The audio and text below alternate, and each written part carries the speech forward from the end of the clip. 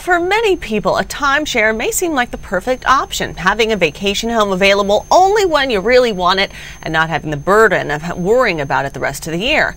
But our next guest says that timeshares may not be all they're cracked up to be. We are happy to be joined by one of our favorite Money Matters guests, Dave Ramsey, radio host of the Dave Ramsey Show. He joins us now from Tennessee. Dave, thanks for being here today. Well, thanks. It's good to be with you.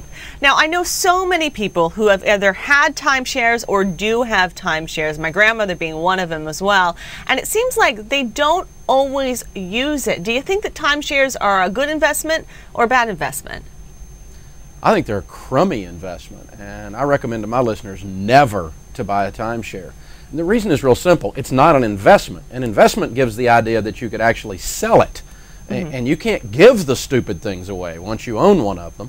They're absolutely horrible. All you're doing is prepaying your hotel bill for the next 20 years right now in advance. And those of us that know anything about money know you'd be better off to put that money in an investment, and the investment would produce enough to pay your hotel bill. Yeah, and it certainly does lock you in, as my grandmother found out. Now, is this true for everyone, do you think, or do you think that some people may love a timeshare and that might be the way to go for them?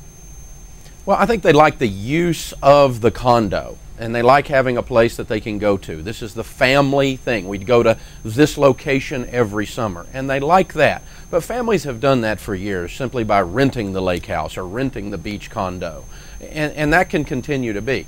But the problem is you are locked in, and some of the timeshare people give you the ability to trade back and forth, but even then they're telling you where you can stay after you prepaid your hotel, and you are just stuck in these things. You cannot get rid of them. Of the people that call the Dave Ramsey Show, I would say we have a 98% dissatisfaction with them, and they can't get rid of them. They paid $14,000, $15,000, $20,000 They're paying payments on them, and it's a mess in their lives. Why do you think it's so difficult to get rid of these things, and how do you go about it? I mean, is there any way to sell them? Well, there's no market for them. Nobody wants them. Do not go to one of the list services where you pay $200 or $300 or $500 up front to just get your name on a list, because that's all that happens. They slap your offering on a list and you never hear from anybody. Basically, we found a couple of things that work sometimes. I can't give you a lot of hope, but one is you can donate your timeshare to a charity, and the IRS says you can get a $5,000 tax write-off for doing that. And you may not be able to get anywhere near $2,000 or $3,000 for your timeshare, and it'd save you that on your taxes to donate it. So donating it is one possibility. The other possibility is we've had some luck going back to the company that is selling the timeshares, offering that sales manager who is told not to sell used units, but offering him to sell it we'll sell our unit at half and we'll pay you double commission. And basically, in a sense, bribing them into moving your used unit.